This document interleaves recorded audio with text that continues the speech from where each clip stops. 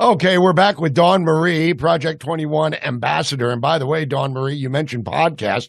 I would be remiss if I didn't mention your podcast, The Process 319 with DawnMarie, and also Life, It's Only a Decision. So you've got a couple of podcasts of your own. I want to get that in. Thank you so much. You're quite welcome. I just am curious. You just kind of rattled off a list of things that are affecting, and not just Black America, it should be said, but all America. We're all suffering this, but Black America is starting to come around. I don't want to put words in your mouth, but it seems to me as if one particular political party has kind of viewed Black Americans, and I'm reminded of that remark that Biden made on Charlemagne the God show, if you don't vote for me, you ain't Black. They kind of look at Black America as just a voting block, and one that can be easily just kind of, we'll come around every couple of years and every 4 years for your life, and then we just ignore you. And you mentioned the illegal immigrants. That, of course, is crashing wages, inflation, gas prices. I mentioned the defund the police movement, which was just had horrific results. What is it? Is there a main thing that's driving this frustration and this kind of epiphany that's happening? Well, I'm going to use some of what I've learned and what in my experience in doing some research when I was working on my doctorate. And that was when you can keep a people in a mindset. So a lot of what we're seeing with the defund the police and what was happening with the police, Black America has been saying for many years, there's a lot of unfairness happening with the police, and nobody paid attention. I remember having these conversations in college. I remember having these conversations in high school among people. Hey, did you hear what happened? Being a Black person in America, I saw it firsthand. And I saw the injustice and the things that people were able to do. So what happens is people weren't listening.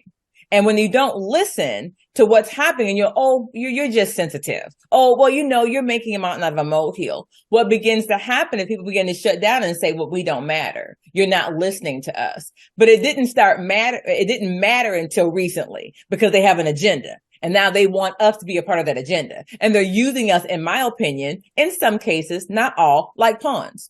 And they're perpetuating this idea that they don't like you and they don't this. And then people are sitting in their own homes and they're experiencing things. So what we really have to do is begin to bring people together. And everybody, white and Black, must take responsibility to say, wait a minute, I don't have anything against you, but yet, what do they say? Avoidance or not being involved is you're complicit. You don't hang out, you don't build relationships, and then you want silence is violence. You have a friend. Exactly. So when people begin to come together, and I think that the riots of George Floyd made a lot of white America wake up and go, wait a minute, I'm not racist. I'm not. And now they're taking a little bit more of an account to their own action and their own response. Not to say that they're biased or that they have implicit bias or things like that. But what the other side is doing is they're taking advantage of people.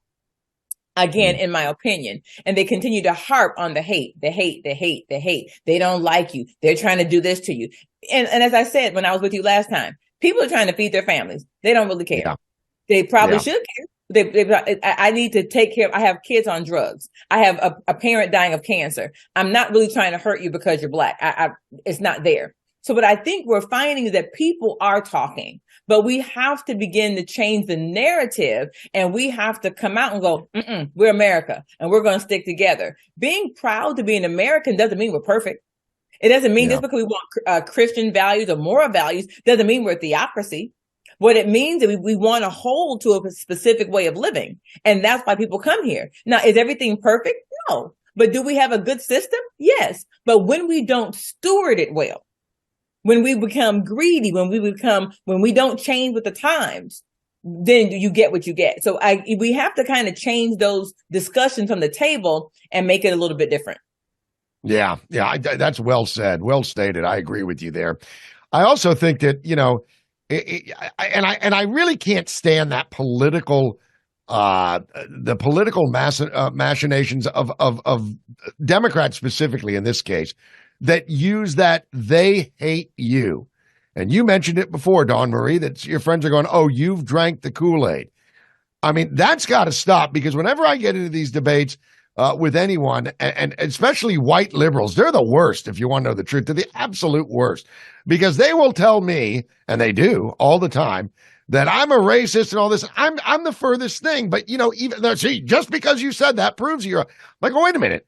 Every Jim Crow law was passed by Democrats. All those statues that were ripped down, they're dead Democrats. The Democrats tried to secede from this country. I'm not going to, ignore history. And I do know that there are people that have, and we were talking to, as I mentioned, we talked to Martin Baker earlier. He was talking about the way the black churches have been kind of infiltrated every time we get around election time. Here come the people that scream about separation of church and state. They're right there behind the pulpit pushing, you got to vote for me because I'm the. So it's just, the hypocrisy is so blatant. And I think people are waking up to that. No?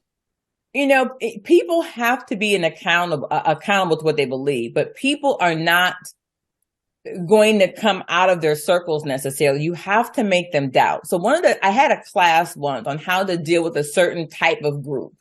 And the one thing that we learned was you don't attack what they believe, because you're just going to make them argue more.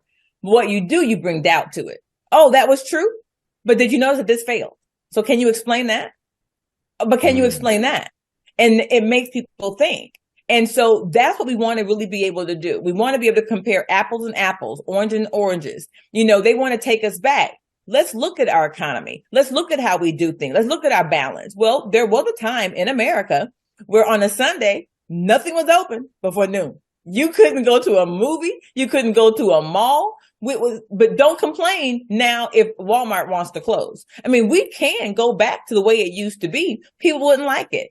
We can address certain things, but people wouldn't like it. When it comes to Black America, I'm in the churches. I'm stuck because some of the hate, some of the things that I've heard coming out of some of these mega churches, it amazes me. But I think what has happened in general in the area of being a Christian, we've gotten so far away from the basic tenets of the gospel, and we're teaching everything else but the basic tenets. We need to go back to basics and just get down to it and making sure that we all understand that we are all responsible for one another.